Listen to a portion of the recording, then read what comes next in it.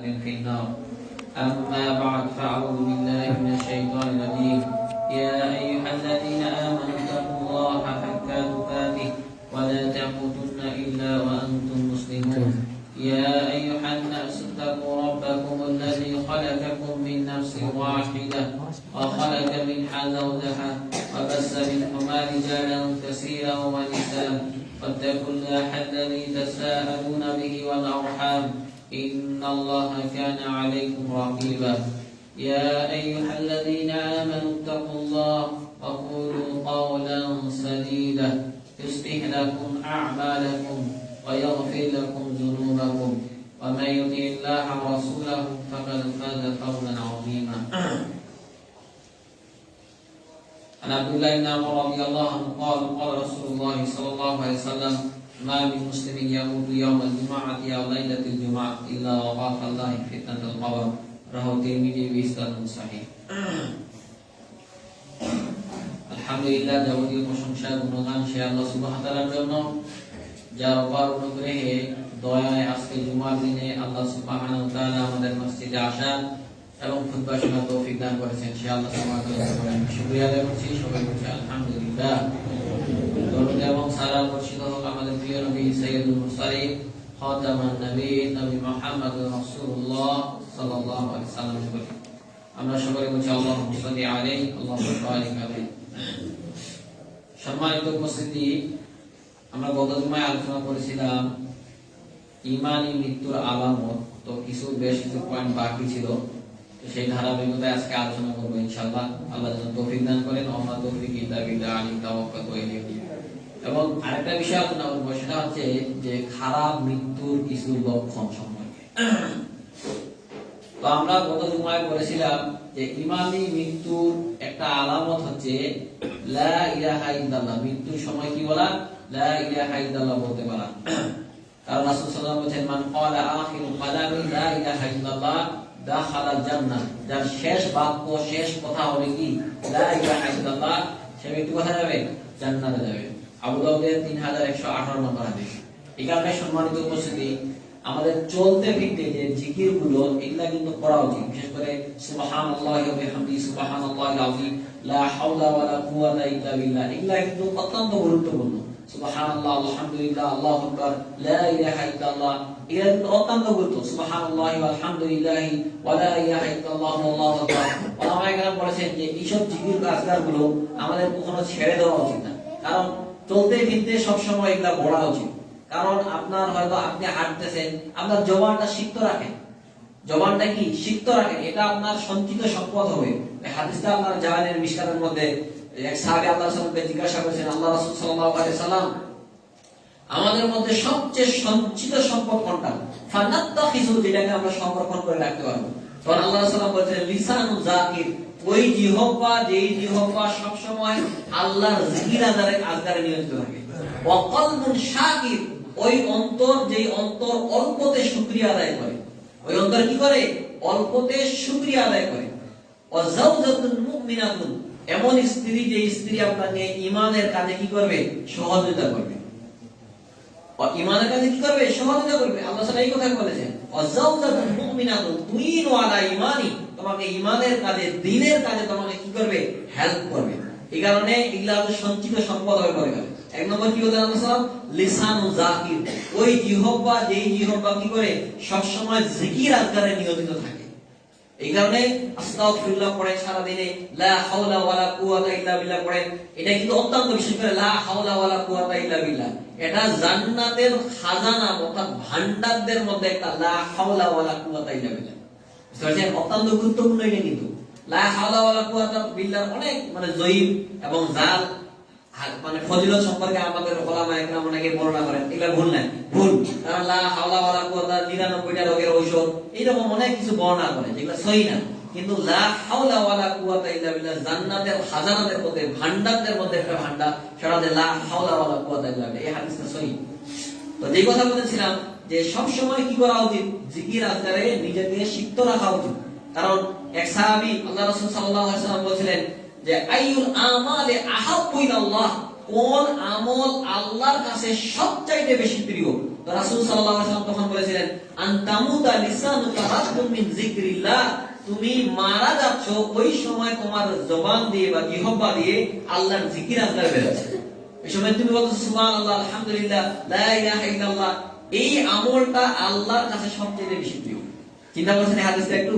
আল্লাহ সাল্লাল্লাহু কি বলছেন যে আইয়ুল আমালি আহাব্বু ইলাল্লাহ, সাহাবা জিজ্ঞাসা করতেন যে কোন আমলটা আল্লাহর কাছে সবচেয়ে বেশি প্রিয়, সবচেয়ে বেশি পছন্দনীয়? তো রাসূল সাল্লাল্লাহু আলাইহি ওয়াসাল্লাম তখন বলেছেন আনতামুদা, তুমি মারা যাচ্ছ, লিসানুকা, লিসান মানে জবান, তোমার জবান থেকে রাব্বুন মিন যিকরিল্লাহ, লা হাওলা ওয়ালা কুওয়াতা লা ইলাহা ইল্লাল্লাহ, এগুলা তোমার জবান থেকে বের হইতে আছে। মানে রাব্বুন মানে কি সব সময় বলতে আছেন, এইভাবে তুমি কি মারা যাচ্ছ। এই আমলটা আল্লাহর কাছে অনেক বেশি প্রিয়। এই কারণে যারা অসুস্থ হবে বা দেখা যাচ্ছে আমি মারা যাইতে পারি এমন একটা অবস্থা পরিস্থিতি, এই সময় বেশি বেশি করে কি করা, লা ইলাহা ইল্লাল্লাহ বলা, লা হাওলা ওয়ালা কুওয়াতা ইল্লা বিল্লাহ, সুবহানাল্লাহি ওয়া বিহামদিহি সুবহানাল্লাহিল আযীম, এগুলা বেশি বেশি করে পড়া। তো যে কথা বলছিলাম সম্মানিত উপস্থিতি, আল্লাহকে সব সময় কি করতে হবে, আমাদের স্মরণ করতে হবে, আল্লাহকে ডাকতে হবে। এই কারণে আল্লাহ সুবহানাহু ওয়া তাআলা কি বলেন যে তোমরা যখন সালাত থেকে ফারেগ হয়ে যাও তখন আল্লাহকে অনেক বেশি বেশি করে স্মরণ করো। ফাইযা কুদিয়াতিস সালাত ফান্তাশিরু ফিল আরদ, জমিনে ছড়িয়ে পড়ো, ওয়াবতাগু মিন ফাদলিল্লাহ, আল্লাহর অনুগ্রহ অনুসরণ করো, আর আল্লাহকে বেশি বেশি করে স্মরণ করো। ওয়ালা যিকরুল্লাহ কাসীর, আল্লাহ বলেছে অনেক বেশি বেশি করে আল্লাহকে স্মরণ করো। জিকিরের ক্ষেত্রে আল্লাহ সব জায়গায় কাসীর মানে অনেক বেশি বেশি করে স্মরণ করতে বলে। সালাতের ক্ষেত্রে কোনো জায়গায় বলা হয়নি যে বেশি বেশি করে সালাত আদায় করো, এইরকম কথা কিন্তু বলা হয়নি। কিন্তু একমাত্র কুরআন মাজিদে আপনি যেই কথাটা আল্লাহ বেশি করেছেন সেটা যে আল্লাহকে স্মরণ করো বেশি বেশি করে, আল্লাহকে স্মরণ করো, এই কথা বললেই তো হইতো। কিন্তু আল্লাহ বলেন যে ওয়াযকুরুল্লাহ কাসীর, আল্লাহকে স্মরণ করবা অনেক বেশি বেশি করে। এই কারণে একটা হাদিসে এসেছে মিশকাতের মধ্যে আল্লাহ রাসূল সাল্লাল্লাহু আলাইহি ওয়াসাল্লাম বলেছেন যে মা মিন সাআতিন তামুরু বি ইবনে আদম লাম ইয়াযকুরুল্লাহ ফিহা ইল্লা হাসারা আলাইহা ইয়াউমাল কিয়ামা, আদম সন্তানের যেই সময়টা অতিবাহিত হচ্ছে এই সময়টা সে যদি আল্লাহকে স্মরণ না করে এমনিতেই গাফিলের মধ্যে আপনি কাটে দিলেন, এমনিতেই বসে আছেন, এই জন্য কিয়ামতের দিন আল্লাহর দরবারে আপনাকে আফসোস হইতে হবে। পরকালে আপনি আফসোস হইতে, হায় আফসোস আমি কি করেছি, এই সময়টা যদি আল্লাহকে একটু স্মরণ করতাম। আল্লাহ সাল্লাল্লাহু আলাইহি ওয়াসাল্লাম বলেন মা মিন সাআতিন, সা মানে হচ্ছে সময়, সা মানে কি সময়, যে সময় অতিবাহিত হচ্ছে এই সময়টা আল্লাহকে আপনি স্মরণ না করার কারণে ইল্লা হাসারা আলাইহি ইয়াউমাল কিয়ামা, কিয়ামতের দিনে সে আফসোস করবে। কিয়ামতের দিনে কি করবে? আফসোস করবে। এখানে বসে আছেন সুবহানাল্লাহ বলেন, আলহামদুলিল্লাহ বলেন, আল্লাহু আকবার বলেন, এগুলো করেন। তো যে কথা বলছিলাম সম্মানিত উপস্থিতি, লা ইলাহা ইল্লাল্লাহ বলা। দুই নম্বর যেটা বলেছিলাম মৃত্যুর আগে কপাল ঘেমে যাওয়া। রাসূলুল্লাহ বলেন মাউতুল মুমিনি বিআরাকিল জাবিন, মুমিনের মৃত্যুটা হয় ঘামাক্ত এবং লড়াতে। মুমিনের মৃত্যু কি হয়? ঘামাক্ত হয়, ঘেমে যায় যখন মারা যাওয়া লাগে। এই হাদিসটা আপনারা পাবেন তিরমিজির মধ্যে 982 নম্বর হাদিস, মুসনাদে আহমদের 23072 নম্বর হাদিস। তিন নম্বর যেটা বলেছিলাম সেটা হচ্ছে জুমার দিনে মৃত্যুবরণ করা। কি দিনে? জুমার দিনে মৃত্যু করা। এগুলা মনে রাখেন, এটা অত্যন্ত গুরুত্বপূর্ণ বিষয় কিন্তু। কারণ রাসূল সাল্লাল্লাহু আলাইহি সাল্লাম বলেছেন যে মা মিন মুসলিমিন ইয়ামুতু ইয়াওমাল জুমআতি আও লাইলাতিল জুমআ ইল্লা ওয়াকাফা আল্লাহু ফিতনাতুল কবর, কোন মুমিন যদি জুমার দিনে অথবা জুমার রাতে মৃত্যুবরণ করে তাহলে আল্লাহ তাকে কি করবে? কবরের যে ফিতনা, কবরের যে আযাব, এটা থেকে আল্লাহ সুবহানাহু ওয়া তাআলা কি করবেন? রক্ষা করবেন।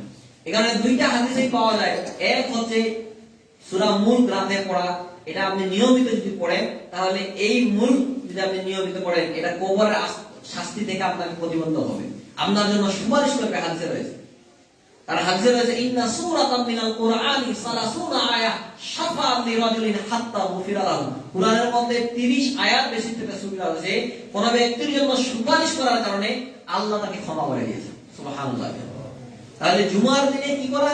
মৃত্যুবরণ করা। এই কারণে জুমার দিনটাকে অনেক গুরুত্ব দেওয়া, তাড়াতাড়ি জুমার দিনে আসা, সূরা তারপরে তাহাফ তিলাওয়াত করা, বেশি বেশি করে দরুদ পাঠ করা। বিশেষ করে যে জুমার দিনে দরুদ পাঠের কথা বলা হয়েছে এটা অনেক বেশি বেশি করেন। আল্লাহুম্মা সাল্লি ওয়া সাল্লিম আলা নাবিয়িনা মুহাম্মদ, এটা বলতে থাকেন বা পুরো দরুদটা যদি আপনি পড়েন সমস্যা নেই, কিন্তু সংক্ষেপে এটা বলা যাবে আল্লাহুম্মা সাল্লি ওয়া সাল্লিম আলা নাবিয়িনা মুহাম্মদ, এটা পড়তে থাকেন। এই কারণে জুমার সালাতে আসার আগে অনেক বেশি বেশি করে দরুদ পাঠ করতে বলেছেন আল্লাহ রাসূল সাল্লাল্লাহু আলাইহি ওয়াসাল্লাম। কারণ দরুদের ফজিলত কিন্তু অনেক বেশি রয়েছে। এক, দরুদ পাঠ করলে আপনার 10টা নেকি হবে, 10টা গুনাহ মাফ হবে, 10টা মর্যাদা আল্লাহ সুবহানাহু ওয়া তাআলা আপনার বাড়িয়ে দিবেন। এবং আল্লাহ রাসূল সাল্লাল্লাহু আলাইহি সাল্লাম কি বলেছেন, তার গুনাহ আল্লাহ সুবহানাহু তার কোনো গুনাহ থাকবে না, তার গুনাহই থাকবে না। এক ব্যক্তি ওই সাহাবী এসে বলেছেন যে আল্লাহ রাসূল আমি আমার মানে সময়ের কতটুকু সময় আপনার জন্য দরুদ পাঠ করব। তো আল্লাহ রাসূল বলেছেন তুমি যত বেশি করবে এটা তোমার জন্য কল্যাণকর। তাহলে আল্লাহ রাসূল সাহাবী বলেন ঠিক আছে, তাহলে 3 ভাগের 1 ভাগ আমি করব। তো আল্লাহ রাসূল বলেছেন যত বেশি করবে এটা তোমার ভালো। সাহাবী বলেন ঠিক আছে, তাহলে আমি 3 ভাগের 2 ভাগ সময় আপনার জন্য দরুদ পাঠ করব। আল্লাহ রাসূল বলেছেন যত বেশি করবে এটা তোমার জন্য কল্যাণকর। তো সাহাবী বলেন ঠিক আছে, তাহলে আমি সবসময় দরুদই পাঠ করব আপনার জন্য। আল্লাহ রাসূল সাল্লাল্লাহু আলাইহি সাল্লাম বলেন যে তুমি যদি এটা করতে পারো তাহলে তোমার কোনো গুনাহ থাকবে না, তোমার পাপও থাকবে না, তোমার কোনো গুনাহই থাকবে না, তোমার কোনো পাপই থাকবে না। এই কারণে দরুদ পাঠ করা অত্যন্ত গুরুত্বপূর্ণ একটা আমল। এই দরুদ পাঠ করলে আরেকটা জিনিস হয়, সেটা হচ্ছে আপনার দুশ্চিন্তা, পেরেশানি, যে টেনশন, এটা কিন্তু দূর হয়ে যাবে। টেনশন কি হয়ে যাবে? দূর হয়ে যাবে। কারণ পৃথিবীতে এমন কোনো মানুষ নেই যার দুশ্চিন্তা, টেনশন, পেরেশানি নাই। কেউ নাই, কেউ সবাই আমরা কিছু না কিছু দুশ্চিন্তা, টেনশনে থাকি, দিন অতিবাহিত হয় আমাদের। এখানে দরুদ পাঠ করলেন আপনার চিন্তা, যে পেরেশানি, যে টেনশন, এগুলো আল্লাহ দূর করে দিবেন। সুবহানাল্লাহ। তো এই কথা বলছিলাম সম্মানিত উপস্থিতি, জুমার দিনটাকে অনেক বেশি গুরুত্ব দিবেন, যেহেতু জুমার দিন একটা খাস দিন। এই দিনে কিয়ামত হবে, জুমার দিনে কিয়ামত হবে। মানুষ এবং জিন ব্যতীত সকলে ভীত সন্ত্রস্ত থাকে, না জানি আজকে কিয়ামত হয় না। চিন্তা করেন কিয়ামত কতটা ভয়াবহ। সাধারণত এই ভূমিকম্প হওয়ার কারণে আমরা কতটা ভীত সন্ত্রস্ত হয়ে যাচ্ছি না। ভূমিকম্প হচ্ছে একেবারে 10 তলা থেকে যা আছে সবাই হড়মড় করে নামতেছে, কেউ ওইখান থেকে লাফছে দিয়ে মারা যাচ্ছে, অনেকে করতেছেন। দেখেন সামান্য ভূমিকম্প আল্লাহ সুবহানাহু ওয়া তাআলা এইটার কারণে আমরা কতটা ভীত সন্ত্রস্ত চিন্তা করছি। এই কারণে দেখেন এই যে কিছুদিন আগে আবার ভূমিকম্প হলো, কত ঘন ঘন ভূমিকম্প হচ্ছে, গত কালকে ভূমিকম্প হয়েছে। হ্যাঁ, তাহলে এই যে চিন্তা করে, এই যে ভূমিকম্প আমি এর আগেও বলেছি কি জন্য আসে। ভূমিকম্প হবে তখন যখন নায়িকা গায়িকাদের বাড়ি যাবে, নেশাদার দ্রব্য যখন বেড়ে যাবে, মানুষ যখন গান বাজনায় আসক্ত অনেক বেশি হয়ে যাবে, তখন ভূমিকম্প হবে। আর রাসূল সাল্লাল্লাহু আলাইহি ওয়াসাল্লাম কি বলেছেন, লা ইয়াশরাবান্না নাসু মিন উম্মাতিল খামরা ইউসাম্মুনাহা বিগাইরি ইসমিহা ইউদাআফু আলা রুউসিল বিল মাযির ওয়াল মুগান্নিয়াতি ইউযিফুল্লাহু বিকুমুল আরদ ওয়া ইয়াজআলু মিনহুমাল কিরদাতা খানাদির। রাসূল সাল্লাল্লাহু আলাইহি ওয়াসাল্লাম বলেন এমন একটা সময় আসবে যে আমার উম্মতরা নেশাদার দ্রব্যকে আর নেশাদার দ্রব্য বলবে না, অন্য নাম দিয়ে তারা পান করবে। লা ইয়াশরাবান্না নাসু মিন উম্মাতিল খামরা, কত নাম দিবে, ইয়াবা, বাবা, কত যে নাম বের হয়েছে আপনি চিন্তা করেছেন। ইউসাম্মুনা বিগাইরি ইসমিহা, নাম পরিবর্তন। বিগাইরি মানে কি, ওটাকে নেশা বলবে না, মদ বলবে না, অন্য একটা নাম দিবে। ইউদাফু আলা রুউসিহিম বিল মাযির আল মুগান্নিয়াতি ইউযিফুল্লাহু বিকুমুল আরদ, আল্লাহ তাদেরকে কি করবে, জমিনের মধ্যে ধসিয়ে দিবে এবং তাদেরকে শূকর এবং বানরে আল্লাহ সুবহানাহু ওয়া তাআলা করবে। ওয়া ইয়াজআলু মিনহুমাল কিরদাতা খানাদির, চিন্তা করেন শূকর বানরে আল্লাহ সুবহানাহু ওয়া তাআলা পরিণত করবে। এই কারণে সম্মানিত উপস্থিতি, যে নেশাদার দ্রব্য, নায়িকা গায়িকা, যে নাচানাচি, এরপরে বিশেষ করে গান বাজনায় আসক্ত হয়ে যাওয়া, এটা বর্তমান সময় দেখেন প্রায় যুবকরা গান বাজনা আছেই, ওরা কানে হেডফোন দিয়ে গান শুনতেই আছে, রাতে ঘুমাচ্ছে এই সময় গান শুনছে। তাহলে ভূমিকম্প হবে না কেন? ওই ঘুমাইতে দেখেন হয়তো ওই ঘুমাচ্ছে, এই সময় কানে লাগিয়ে রাখছে, ওই গান চলতেই আছে ওই সময় কখন যে উনি ঘুমিয়ে গেছে বলতে পারবে না, আবার সকাল হচ্ছে। চিন্তা করছে এখানে পাপের মধ্যে যখন নিমজ্জিত থাকবেন আল্লাহ তখন ভূমিকম্প দিবে। এই কারণে আরেকটা বিষয় দেখেন, যে ভূমিকম্প থেকে অর্থাৎ হঠাৎ করে বাড়ি ধসে পড়া থেকে, এইগুলা থেকে আল্লাহ সবসময় পানা দেয়। আল্লাহ দোয়া করতেন, সুনানে নাসাই 5533 নম্বরটা হাদিস আছে, আল্লাহ রাসূল সবসময় দোয়া করতেন, আল্লাহুম্মা ইন্নী আউযু বিকা মিনাল হাদমি, হে আল্লাহ বাড়ি অর্থাৎ ঘর চাপা পড়া থেকে আমি তোমার কাছে আশ্রয় চাই। ওয়া আউযু বিকা মিনাত তারাদ্দি, এবং উপর থেকে পড়ে যাওয়া থেকে আমি তোমার কাছে আশ্রয় চাই। ওয়া আউযু বিকা মিনাল হারাকি ওয়া আউযু বিকা মিনাল গরাক, আমি পানিতে ডুবে পড়ে যাওয়া, এখানে মারা যাওয়া এবং আগুনে পুড়ে মরে যাওয়া থেকে আপনার কাছে পানা চাচ্ছি। এই কারণে এই জিনিসগুলা চাইবেন। আল্লাহ সাল্লাল্লাহু সবসময় এই দোয়াগুলো করতেন, হাদিসের মধ্যে রয়েছে। সুনানে নাসাইর মধ্যে ওইখানে আপনি যাবেন 5533 নম্বর হাদিস। বিশেষ করে কিছু না বলতে পারে এটা বলেন, আল্লাহুম্মা ইন্নী আউযু বিকা মিনাল হাদমি, আল্লাহুম্মা ইন্নী আউযু বিকা মিনাল হাদমি। এই দোয়াটা পড়বেন, কারণ এখন ঘন ঘন ভূমিকম্প হচ্ছে। তো যে কথা বলতেছিলাম সম্মানিত উপস্থিতি, যে জুমার দিনে কি করা, মারা গেলে এই ফজিলতটা আপনি পাবেন।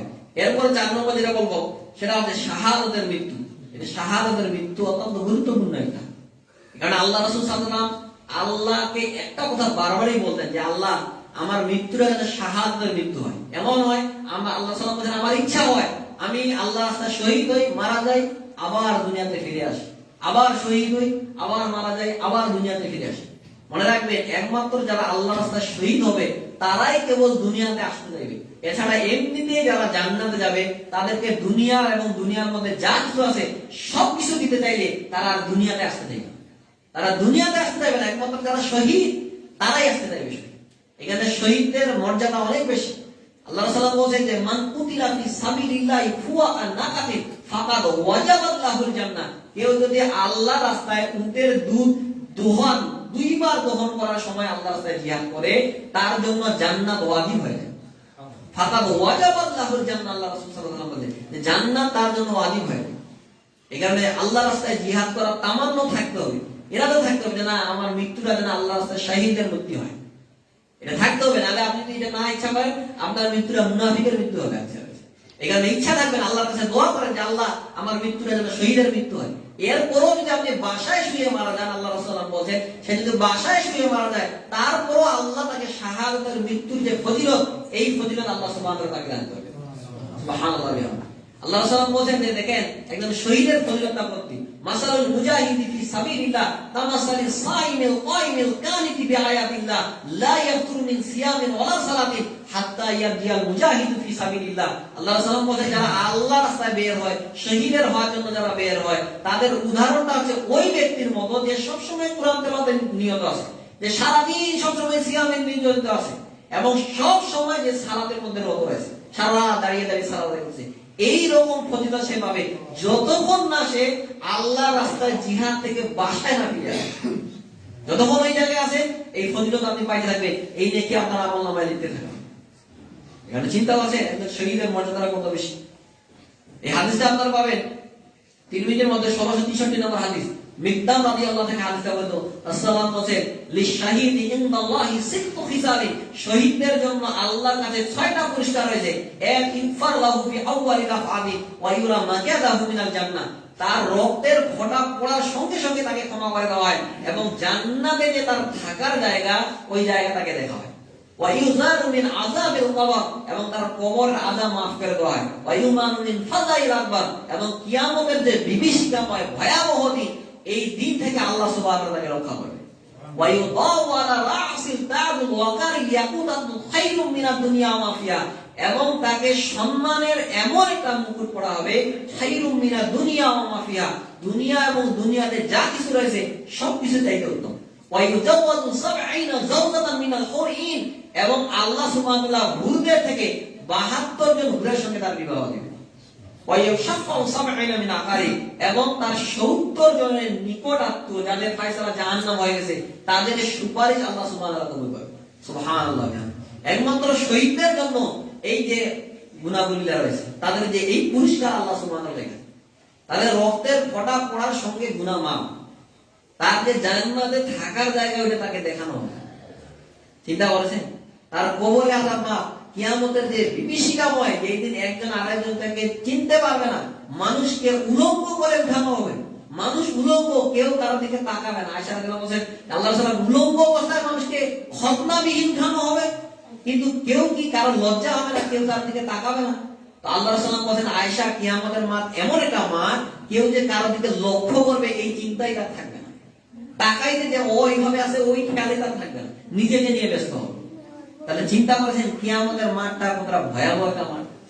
তো আল্লাহ রাসূল বলেন এই যে বিভীষিকাময় ভয়াবহতা থেকে আল্লাহ সুবহানাহু ওয়া তাআলা তাকে রক্ষা করবে, তাকে এমন সম্মানের মুকুট পরানো হবে দুনিয়া এবং দুনিয়াতে যা কিছু রয়েছে সবকিছু চাইতে উঠবে। তাহলে কতটা সম্মান আল্লাহ সুবহানাহু ওয়া তাআলা তাকে দিবেন, চিন্তা করেন।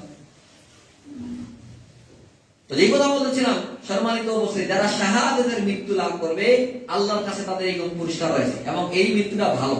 এরপর একটা বিষয় বলি, সেটা হচ্ছে যে মহামারীতে মারা যাওয়া, এটাও কিন্তু একটা ভালো।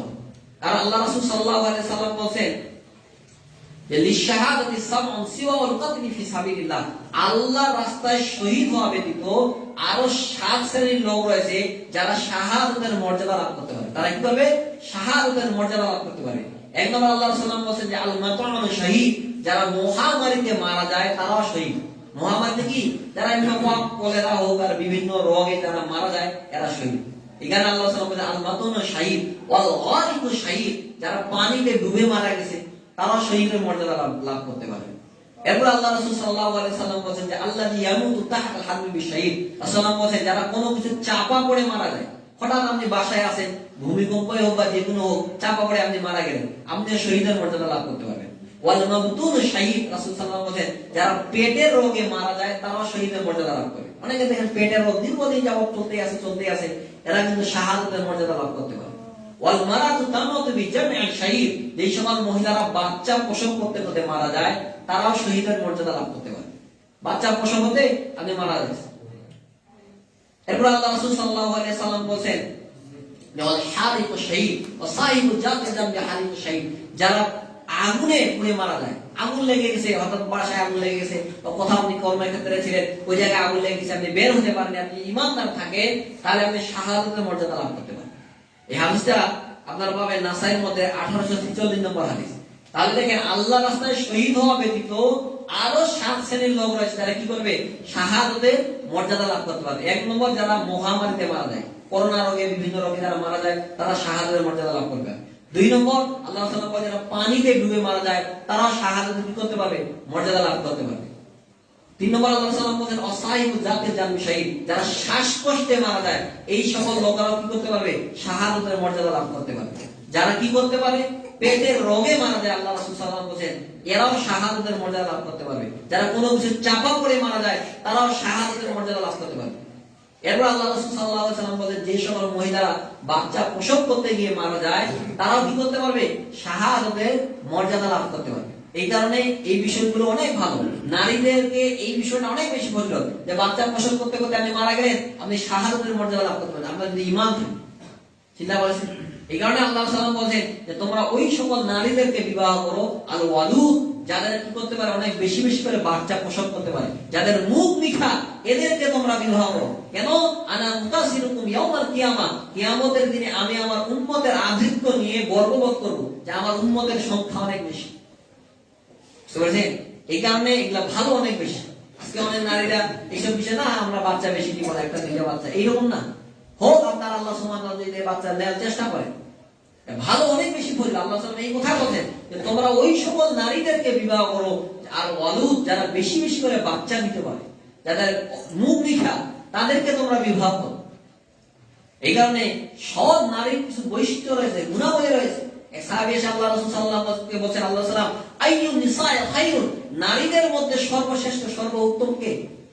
আল্লাহ সাল্লাম বলেন আল্লাযী তাসিরু ইযা নাযারা ওয়া তুতিহু ইযা আমারা ওয়া লা তুখাল্লিফু ফি নাফসি ওয়া মালিহি বিমা ইয়াকরাহু। আল্লাহ সাল্লাম বলেন এমন নারী যে তার স্বামী তার দিকে তাকালেই তাকে সন্তুষ্ট করে দিতে পারে।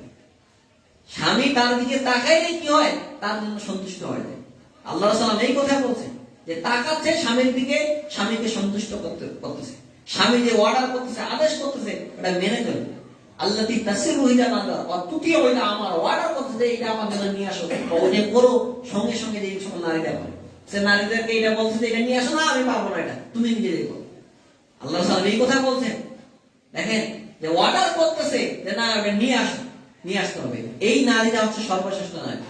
ওয়ালা তুখাল্লিফু ফি নাফসি ওয়া মালিহি বিমা ইয়াকরাহু, স্বামী অপছন্দ করবে এবং তার জন্য ক্ষতিকর এমন কাজ থেকে সে নিজেকে বিরত রাখবে। স্বামী বলতেছে যে বোরকা পরে বাজারে যাও, না আমি যাবো না, এই যে দেখেন এটা তার জন্য ক্ষতিকর না, স্বামীকেও ক্ষতিগ্রস্ত করছে, ও ক্ষতিগ্রস্ত হচ্ছে, এর জন্য সেও জাহান্নামে যাবে, স্বামীও জাহান্নামে নিয়ে যাবে, স্বামী হবে দায়ী, তাই না? আল্লাহ রাসূল এই কথাই বলতেছে যে তার জন্য ক্ষতি এবং তার স্বামীর জন্য অকল্যাণকর জাহান্নামে যাওয়ার কারণ হবে, এটা থেকে সে নিজে কি করবে? বিরত রাখবে, সাবধান থাকবে। তো যে কথা বলতেছিলাম সম্মানিত উপস্থিতি, নারীদের এমনই হওয়া উচিত যে আপনার স্বামী আপনার দিকে তাকালে আপনাকে সন্তুষ্ট করে দিতে পারে, সেজন্য সন্তুষ্ট হয়। কিন্তু আমরা এটা করি না। দেখেন একজন স্বামীর যে কতটা বেশি মর্যাদা, এটা কিন্তু আমরা নারীরা বর্তমানে বুঝতে চাই না। স্বামীকে দাম দিতে চায় না। আপনার বাবা মায়ের চাইতেও বেশি মর্যাদা হচ্ছে আপনার স্বামী। আপনি যখন বাসায় চলে আসবেন, স্বামীর ঘরে যখন আসবেন, এই কারণে আল্লাহ সাল্লাল্লাহু আলাইহি ওয়াসাল্লাম বলেন, লাউ কুনতা আমিরা আহাদান আইয়াসজুদা লি আহাদিন লা আমারতুল মারআতা আন তাসজুদা লিজাওজিহা। আমি আল্লাহ ছাড়া যদি কাউকে সিজদা করার অর্ডার থাকতো, আদেশ থাকতো, তাহলে নারীদেরকে বলতাম সেটা তার স্বামীকে সিজদা করতে। চিন্তা করছেন? তাহলে একটা নারীর কাছে একটা স্বামী কতটা মর্যাদা, চিন্তা করছেন? স্বামীকে এখন দাম দিতে চায় না, মূল্য দিতে চায় না। যেসব মহিলারা বেশি করে চাকরি বাকরি করতেছে, না আমি চাকরি নিজে প্রতিষ্ঠিত, স্বামীকে দাম দেওয়ার টাইম আছে না। এইরকমটা করিয়েন না। এক নারী এসে আল্লাহ রাসূল সাল্লাল্লাহু আলাইহি ওয়াসাল্লামকে বলছে যে আমি আমার স্বামীর কাছে অনেক ভালো, তার স্বামীর সেবা যত্ন যতটা পারি চেষ্টা করি স্বামীর সেবা যত্ন করতে। তো আল্লাহ রাসূল সাল্লাল্লাহু আলাইহি ওয়াসাল্লাম বললেন, শুনো, তুমি যদি তার সেবা যত্ন না করো, মনে রাখিও তোমার স্বামী তোমার জান্নাত, তোমার স্বামী তোমার জাহান্নাম।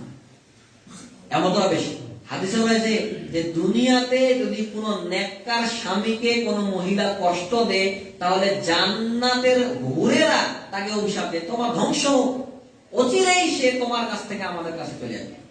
চিন্তা করছে? তারা বলে একেবারে সরিয়ে দেয় যে তোমার ধ্বংস, তুমি তাকে কেন কষ্ট দিচ্ছ? অচিরেই সে তোমার কাছ থেকে আমার কাছে এসে আমাদের কাছে আসবে, যেখানে আমরা তাকে কোনো প্রকারের কষ্ট দিব না, কোনো প্রকারের দুঃখ দিব না তাদেরকে। এই কারণে তার স্বামীকে মর্যাদা দেওয়ার চেষ্টা করেন, স্বামীকে মূল্যায়ন করার চেষ্টা করেন। স্বামী যদি আপনার প্রতি অসন্তুষ্ট থেকে যায়, তাহলে আপনার জান্নাত যাওয়াটা অনেক বেশি কঠিন হয়ে যাবে। আর রাসূল বলেছেন যে আইনি মাইমরাতিন, যে কোনো মহিলা ইদা সাল্লাত খামসাহা, যদি 5 ওয়াক্ত সালাতের হেফাজত করে, ওয়া সামাত শাহরাহা, রমাদান মাসের সিয়াম পালন করে, ওয়া আতাত বালাহা, স্বামীর আনুগত্য করে, ওয়া আহসানাত ফারজাহা, এবং লজ্জা স্থানের হেফাজত যদি করতে পারে, এই 4টা কাজ যদি করতে পারে, ফালতাদখুলুল জান্নাতা মিন আইয়াবওয়াবি শাহ, তাহলে সে জান্নাতের যে কোনো দরজা দিয়ে জান্নাতে যাইতে পারে। সুবহানাল্লাহ। জান্নাতের যে কোনো দরজা তার জন্য খোলা, যে তুমি যাও যে কোনো দরজা দিয়ে যাও।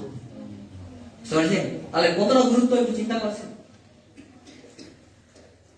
তো যে কথা বলতেছিলাম, সম্মানিত মুসলিম, মহামারীতে যারা মৃত্যুবরণ করবে তারা শাহাদাতের মর্যাদা লাভ করতে পারবে। এরপর যেটা বলবো সেটা হচ্ছে জুলুমের কারণে তার উপর যদি জুলুম অত্যাচার করা হয়, সেই ব্যক্তিও শাহাদাতের মর্যাদা লাভ করতে পারবে। জুলুম অত্যাচার করে তাকে হত্যা করা হবে, সেও শাহাদাতের মর্যাদা লাভ করতে পারবে। সুনানে নাসাইর মধ্যে আছে 4093 নম্বর হাদিস, আল্লাহ রাসূল বলেছেন, মান কুতিলা ফি সাবিলিল্লাহি দুনা মাজলুমাতি ফাহুয়া শাহীদ। যে ব্যক্তির প্রতি জুলুম করা হয়, অত্যাচার করা হয়, আর এই অবস্থায় সে যদি মারা যায়, ফাহুয়া শাহীদ, সে ব্যক্তি শহীদের মর্যাদা লাভ করতে পারে। সুবহানাল্লাহ।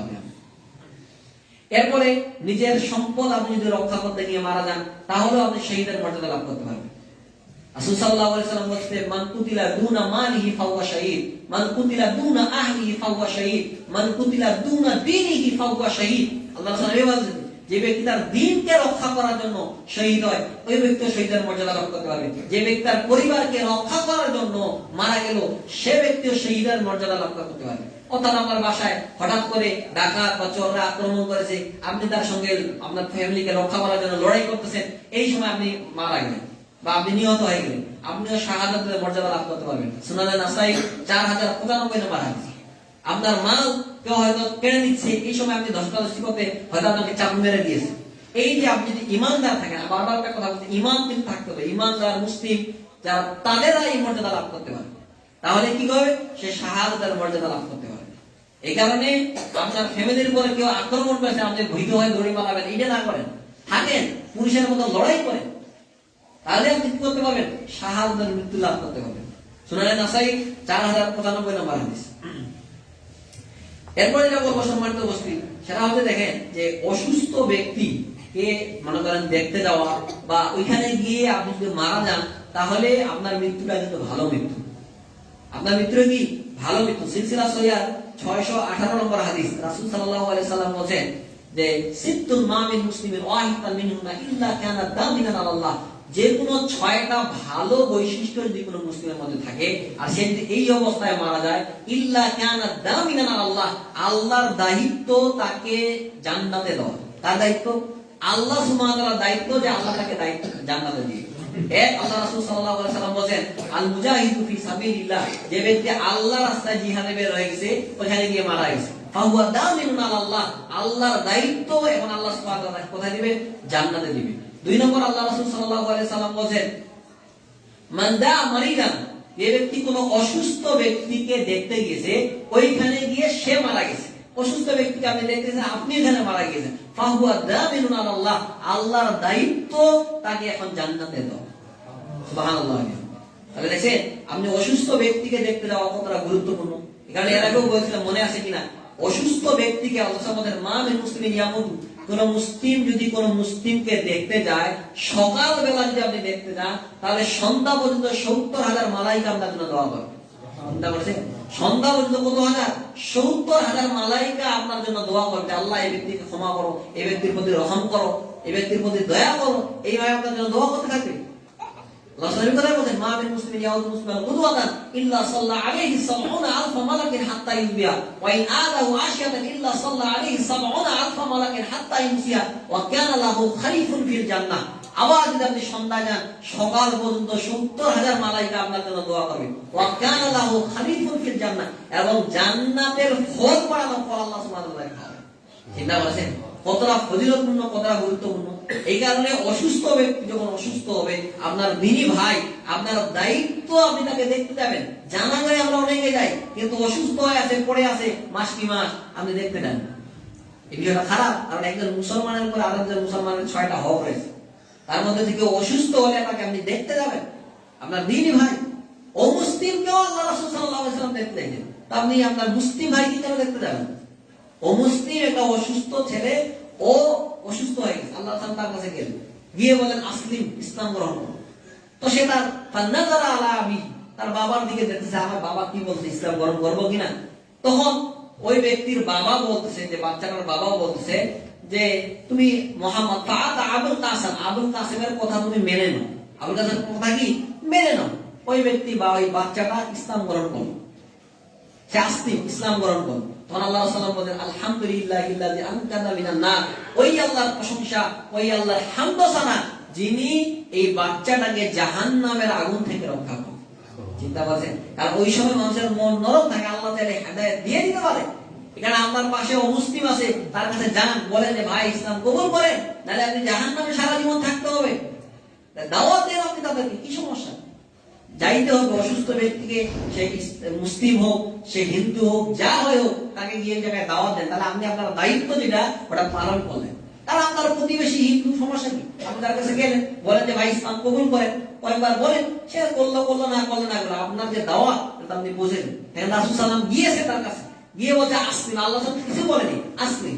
ওর বাবার দিকে তাকাচ্ছে, তখন বাবা বলছে আতা আবুল কাসেম, আবুল কাসেমের কথা তুমি মানে না। তো সে আসলাম, ইসলাম কবুল করলো। আল্লাহ রাসূল বের হলেন, কোনো কিছু করতে পারেনি।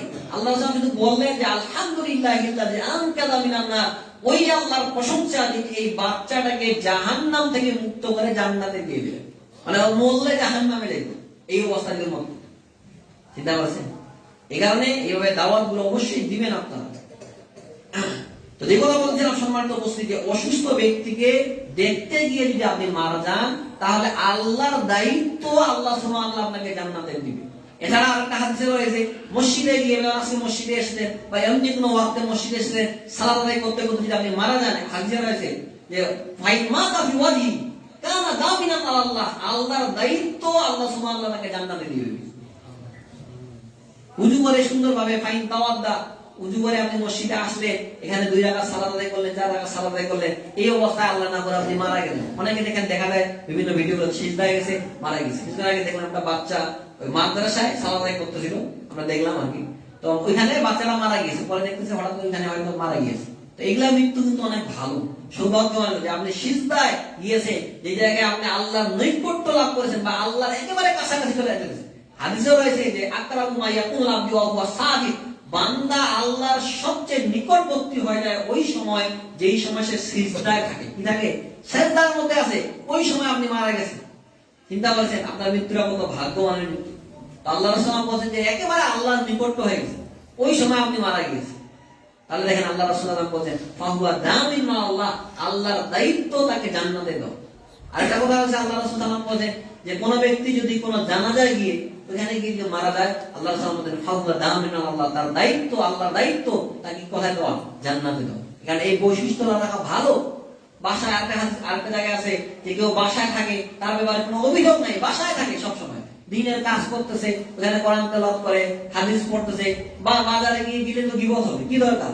ওইখানে সে ওই অবস্থায় তার প্রতি কোনো কারো অভিযোগ নাই, এইভাবে সে যদি মারা যায়, ফাহুয়া দামিনুল্লাহ, আল্লাহর দায়িত্ব তাকে জান্নাত দাও। সিলসিলা সহিহ 658 নম্বর হাদিস, একেবারে সহিহ হাদিস, রাসূলুল্লাহ সাল্লাল্লাহু আলাইহি ওয়াসাল্লাম হাদিসটা সহিহ। তো যে কথা বলছিলাম সম্মানিত উপস্থিতি, যে আপনি যদি মসজিদে গিয়ে মারা যান, অসুস্থ ব্যক্তিকে গিয়ে দেখতে গিয়ে যদি মারা যান, কারণ জানাজায় গিয়ে যদি মারা যান, তাহলে আল্লাহ সুবহানাহু ওয়া তাআলার দায়িত্ব আপনাকে কোথায় দেওয়া? জান্নাতে দেওয়া। এই কারণে জানাজায় যাবেন, অসুস্থ ব্যক্তিকে দেখতে যাবেন, মসজিদে তো সালাত আদায় করতেই হবে। আমরা মসজিদে আসি না, অনেকে বলছে যে বাসায় সালাত আদায় করি, কোনো লাভ নেই। বাসায় আপনি পুরুষ মানুষের জন্য মসজিদে এসে সালাত আদায় করা ওয়াজিব। আপনার যদি কোনো ওযর না থাকে, আল্লাহ সুবহানাহু এই কথা বলছেন, মান সামি'a নাদা ফালাম ইয়ামনাউ মিন আত-তিবাই হুজরান, কে ব্যক্তি আযান শুনলো, সামিয়া মানে হচ্ছে শোনা, নেদা মানে আহ্বান করতেছে মুয়াজ্জিন, আপনি বাসায় ঘুম পাড়ছেন, বিশেষ করে যে ঠান্ডার সময়, শীতের সময়, না বাসায় না যাই, এই মসজিদে না যাই, এখানে সালাত আদায় করবে, এটা করিয়েন না। ওযর নাই, আপনার সালাত হবে না। আল্লাহ সাল্লাল্লাহু আলাইহি ওয়াসাল্লাম লাম তুকবাল মিনহু সালাতুল্লাতি সাল্লাহ, আল্লাহর দরবারে এই সালাত কবুল হবে না। আবু দাউদের সহিহ হাদিস। তাহলে এমনিতেই বাসায় পড়ে আছে, তুই বলতে ভাই আমি মাঝে মধ্যে যাই না, এমনিতেই বাসায় সালাত আদায় করি, কেন আপনি সালাত আদায় করবেন বাসায়? আমি নিজেকে আপনি বলছেন আমি আহলুল হাদিস, আমি কোরআন হাদিস মানি, অথচ আপনি পুরুষ মানুষ সালাত আদায় করতেন বাসায়।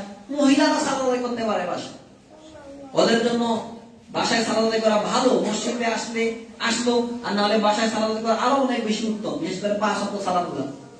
কিন্তু আপনি কেন সালাত আদায় করবেন? আল্লাহ আপনার জন্য ওয়াজিব করে দিয়েছে। আল্লাহ বলেন ওয়ারকাউনা আরওয়াকিন, যারা রুকু করে তাদের সঙ্গে তোমরা রুকু করো। চিন্তা করে সূরা বাকারার মধ্যে আয়াত। এই কারণে সম্মানিত বসে একটা কথা বারবারই বলি, এরাও হয়তো বলেছি, আজকে আবার বলতেছি, ওযর ছাড়া আপনি এমনিতেই বাসায় বসে আছেন, সালাত আদায় করবেন, আপনার সালাত হবে না। আবু দাউদের একেবারে সহিহ হাদিস। আসলে কি বলেন? মান লাম তুকবাল্লাহু সালাতুল্লাতি সাল্লাহ, আল্লাহর দরবারে এই সালাত গ্রহণযোগ্য হবে না, কবুল হবে না। সাহাবারা বললেন ওয়ামাল ওয়াজর ইয়া রাসূলুল্লাহ, ওয়াজর কি? আল্লাহ রাসূল বলেন আল খাউফ ওয়াল মারিদ, সেটা হচ্ছে কি? ভীত সন্ত্রস্ত অবস্থায় আছে, প্রচুর পরিমাণে বৃষ্টি হচ্ছে, আপনি আসতে পারবেন না, বা আসলে কেউ রাস্তায় আপনাকে আক্রমণ করবে, হামলা করতে পারে, হিংস্র জন্তু আপনাকে হামলা করতে পারে, এই রকম যদি কোনো ভয় থাকে, আপনি খুবই অসুস্থ, আসতে পারতেছেন না, এই রকম সমস্যার কারণে আপনি বাসায় সালাত আদায় করেন। এছাড়া আপনি বাসায় সালাত আদায় করতে পারবেন না, পরিমাণ। তো সম্মানিত উপস্থিতি, কথা বলতেছিলাম যে মসজিদে এসে যদি আপনি সালাতে মৃত্যুবরণ করে, এই ব্যক্তিটা ভালো। এরপর যেটা বলবো সেটা আপনি দেখেন, নেক আমল করতে করতে মারা যাওয়া। আল্লাহ রাসূল সাল্লাল্লাহু আলাইহি সাল্লাম বলেন যে মান তাসাদদাকা বিসাদাকাতিন, যে ব্যক্তি সাদাকা করলো, দান করলো, এই অবস্থায় কিছুক্ষণ পরে সে মারা যাবে, আল্লাহ রাসূল সাল্লাল্লাহু আলাইহি সাল্লাম বলেন এই ব্যক্তি জান্নাতে যাবে। এই ব্যক্তি কোথায় যাবে? জান্নাতে যাবে। এই হাদিসটা আপনারা পাবেন মুসনাদ আহমদের 23372 নম্বর হাদিস।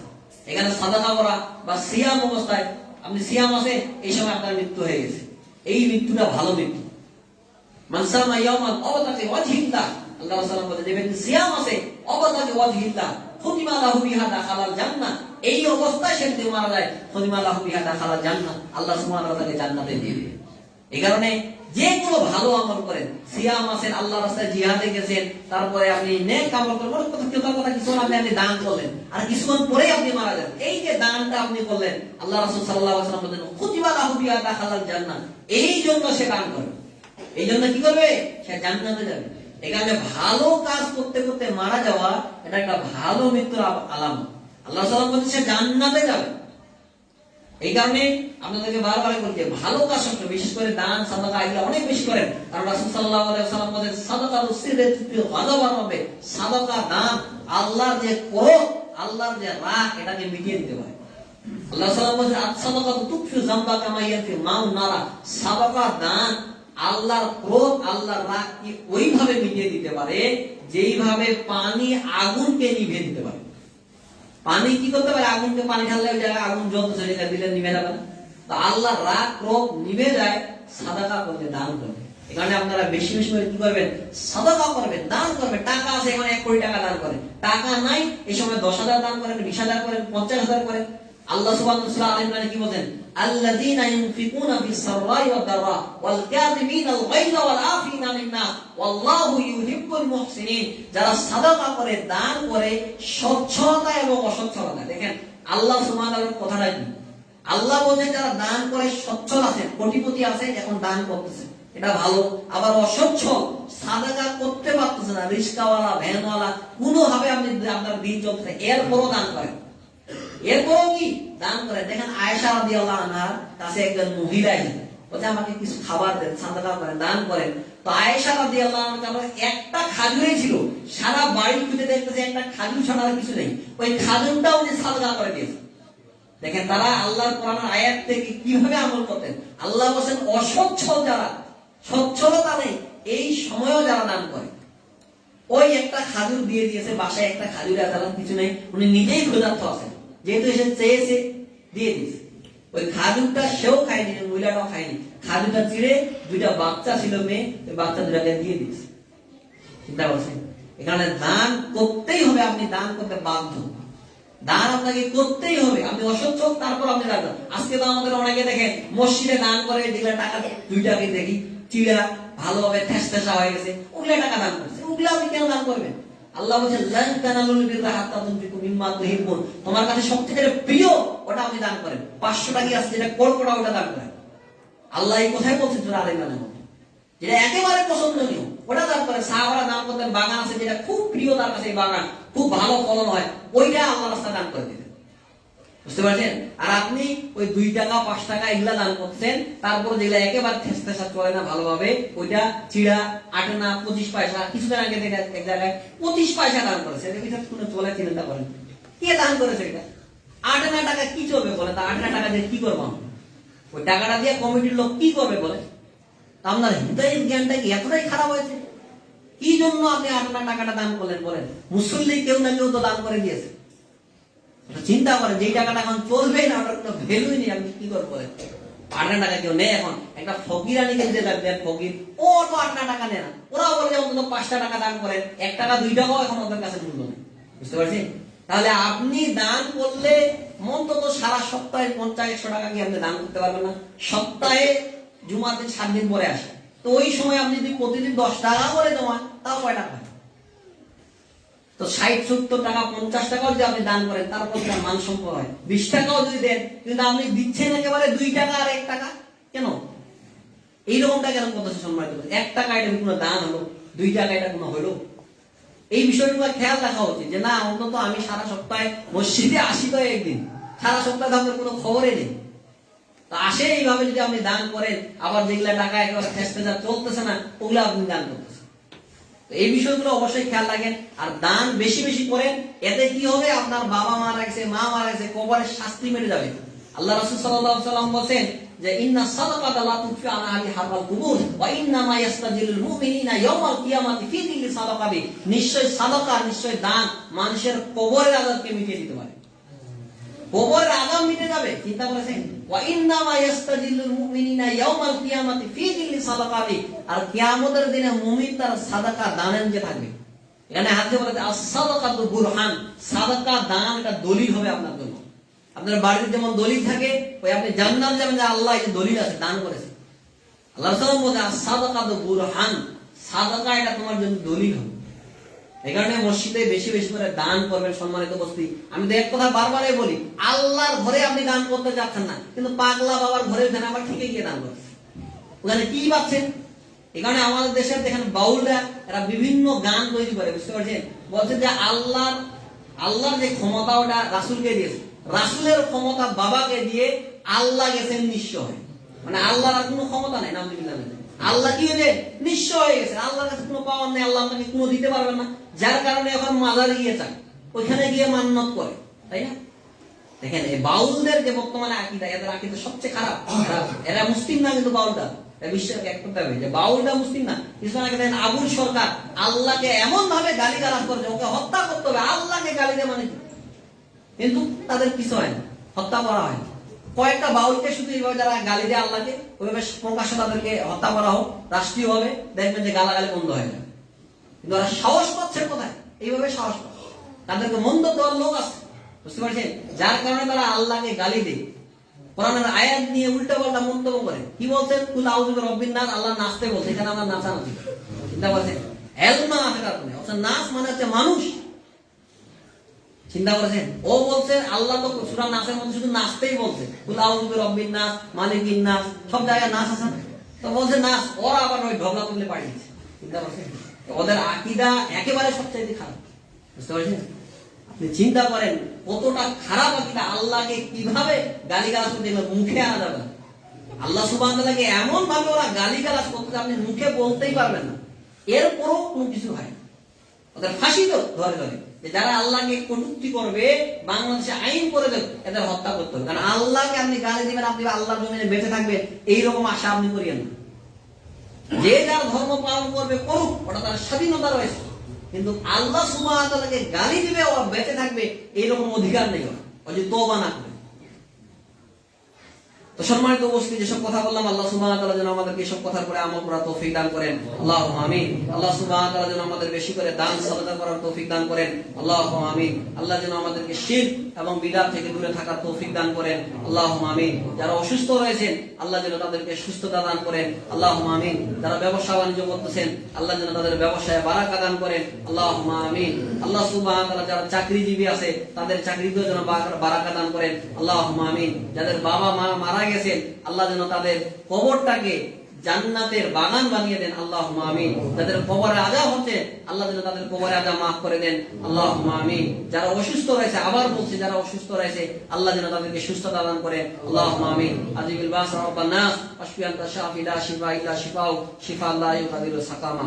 আল্লাহ সুবহানাহু ওয়া তাআলা যারা ফিলিস্তিনে ভাই এবং বান্ধবরা মারা যাচ্ছে, আল্লাহ যেন তাদেরকে শাহাদাতের মর্যাদা দান করেন। আল্লাহুম্মা আমিন। ছোট ছোট বাচ্চারা যারা মারা যাচ্ছে, আল্লাহ যেন তাদেরকে শাহাদাতের মর্যাদা দান করেন। আল্লাহুম্মা আমিন। এখানকার মা এবং বোনদেরকে আল্লাহ যেন ধৈর্য ধারণ করার তৌফিক দান করেন। আল্লাহুম্মা আমিন। আকুলু কাওলি হাযা আস্তাগফিরু লি ওয়া লাকুম সাইরিল মুসলিমিন ফাস্তাগফিরু মিন কুল্লি যামবিন ইন্নাহু হুয়াল গফুরুর রহিম।